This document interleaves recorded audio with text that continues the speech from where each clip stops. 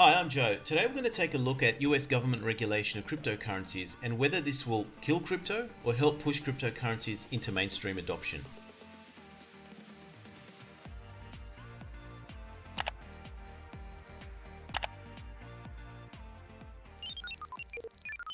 Welcome to the Cryptoverse.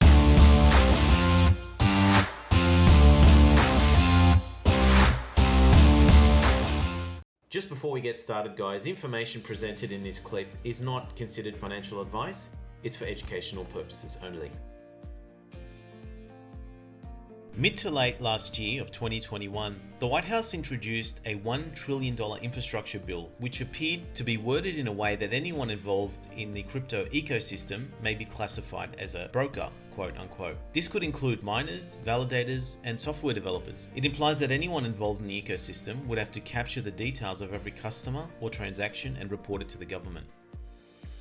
Many in the crypto space saw this as a burden-crushing regulation that would destroy innovation, not to mention decentralized finance, or DeFi, which I still believe is the prime target here because banks absolutely loathe DeFi, as it takes away control from the legacy banking system. The reason I say this is because the burden of mandated reporting only applies to proof-of-stake altcoins. This to me is nothing more than a perfectly calculated attack at decentralized finance. The legacy banking system has been aware of decentralized finance since its inception, but has not been a viable threat to them, that is until recently, as use case and adoption rates of DeFi are at an all-time high. The bill would regulate DeFi out of existence with compliance costs. This appears to many in the crypto space as a sinister attack on cryptocurrency, especially DeFi. As many crypto advocates see US regulation as an affront to blockchain technology, crypto and decentralized finance,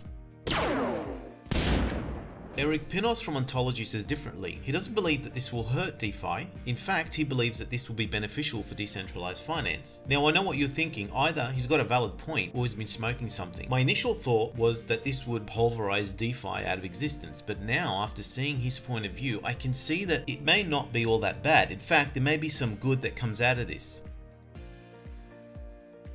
Now, because crypto is still in the early stages, some might say that DeFi is in the wild west of the cryptoverse, as there tends to be a lot of scams within the space. Eric believes that this is one of the areas where regulation is needed most to help clean out the riffraff of the crypto world, so to speak. Once scammers are scared out of this space, it might then enable more trust amongst retail investors and therefore increase adoption rates, which is plausible in my opinion.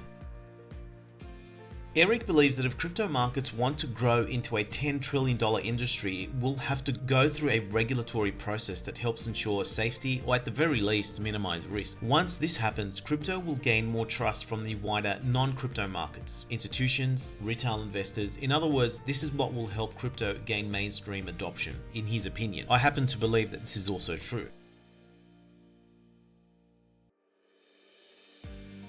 The belief is that once a decentralized protocol's open source code is live within the ether, government regulation is limited with regards to the protocol. However, this doesn't mean that they can't bring charges against a person or company who created the DeFi protocol to begin with. Despite US government regulations, DeFi coins have recently shown new all-time highs in the midst of a stalling crypto market. Over the last month, Yearn Finance has climbed 49%. This may be due to Yearn Finance launching a new buyback program. Also, Uniswap up another 5.2%, believed to be due to Civ Trade launch on Uniswap version 3. And finally, Aves climbed another 6.5% thanks to the launch of RWAs, which are real-world assets. Now, this protocol allows companies and businesses to tokenize aspects of their operations on Aave. So is regulation good for DeFi or crypto in general? That is yet to be realized. However, there are many pros and cons. While regulations may make it safer and help gain further mainstream adoption, the real question is, will it be as profitable? And I would have to say probably not, because let's all face it, the real profits are made before something gains mainstream momentum. I hope you guys got something out of this clip. Please don't forget to subscribe and like so we can inform and educate non-crypto investors to hop aboard the crypto train.